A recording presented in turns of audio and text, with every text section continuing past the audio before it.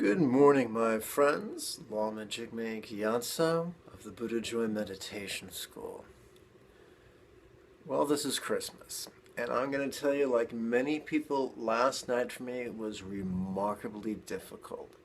So, every time my sadness or insecurity peaked, I would sit and meditate. And it worked out rather well. Some of us have had a past like a sitcom. Other of us have had a past more like a movie of a week. And so I'm the patron saint of those from the latter group. What I've found for years is that sadness, because people who don't have advanced degrees in psychiatry or in psychology technically aren't legally allowed to use the word depression, but those of us who have intense episodes of sadness, if we are watched by a psychic, someone who has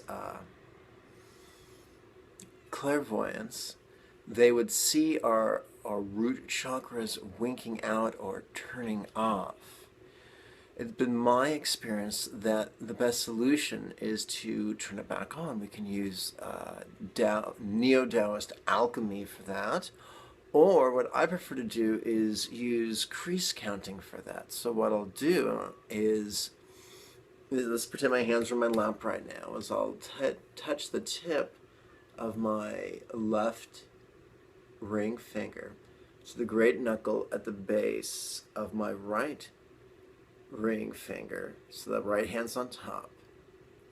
I then take the tip and I do the standard meditation, which is on the in-breath, what am I noticing? The rhetorical question. On the out-breath, silently or softly, verbally reciting Om Mani Padme Hum. For the next rep, I take the tip of the left thumb, touch it to the front of the left ring finger, slide it down until it comes to rest upon the first set of creases.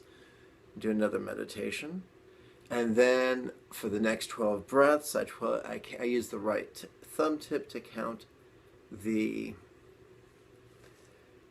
3 creases on the front of each of my right fingers. And I found working with that to be very, very grounding in a yang sense. So yang earth can be very, very healing for those who are struggling with chronic sadness or acute sadness, not from the point of fixing it, but from using that sadness to listen to our body's needs. There was an author a few years ago wrote a book entitled Your Body's Many Cries for Water. So we're listening to our body, and our body is saying we need some yang earth right about now. So that really helps, and mentally, instead of pushing the pain away or pulling happiness to us, we're just noticing the moment, whether it's glorious, whether it's grotesque, and relaxing. And that helped greatly. After doing that for about 20 minutes, I moved up to cardinal earth or cardinal water or yang water, which is the same thing, only instead of resting the tip of the left ring finger upon the great knuckle at the base of the right ring finger, I was doing the same thing with my left middle finger and the great knuckle at the base of my right middle finger. That helped wonderfully.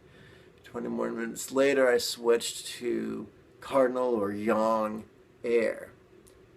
And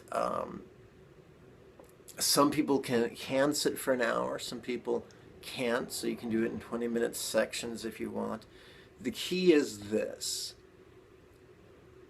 When we feel intense, painful emotion, yes, we could curl up in a couch in a ball, weep, and craft some very disempowering beliefs. Or we can use this as a contemplative opportunity to grow and to evolve and to see just how effective Buddha's techniques can really be. Welcome to Christmas. I was raised as a secular Jew, and so I wish everyone a happy Santa Claus Day. And that this is a day we can each be a Santa Claus to everyone we encounter, either in person or over the internet. People we know, people we don't know, people we like, people we don't like, people who like us, people who don't like us. We can be Santa Claus today. And if we're not careful, the momentum, that's the cats playing with the door.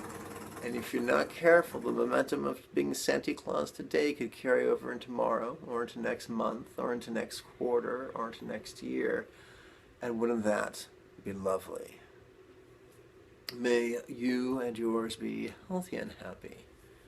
Bye-bye now.